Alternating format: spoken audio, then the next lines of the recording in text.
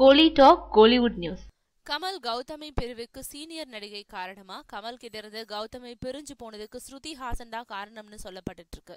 இது பத்தி பல ஊடகங்கள்ல செய்திகள் வந்த பிறகும் கூட ஸ்ருதி ஹாசன் தன்னோட தரப்ப சொல்லல. தன்னுடைய அப்பா கமலுக்கும் கௌதமிக்கும் இடையில நடக்கும் பிரச்சனையில தன்னுடைய பெயர் அடிபட ஆரம்பிச்சிருக்கிறதுனால ஸ்ருதி ஹாசன் விளக்கம் கொடுத்திருக்கணும். மாறா யாரோ ஸ்போக்ஸ் பர்சன் சொன்னதா ஒரு தகவல் வெளியாச்சு.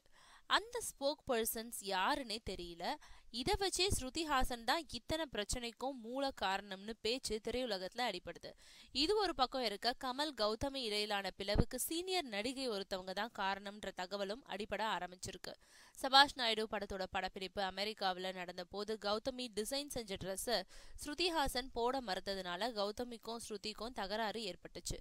ஸ்ருதி ஹாசன் தன்னை அவமானப்படுத்தினதை பொறுத்துக்க முடியாம சென்னைக்கு கிளம்பி வந்துட்டாங்க கௌதமி சென்னைக்கு கிளம்பின அப்புறம் கமலுடைய அறையில அந்த சீனியர் நடிகை தங்குனதா கௌதமிக்கு தகவல் கிடைச்சிருக்கு.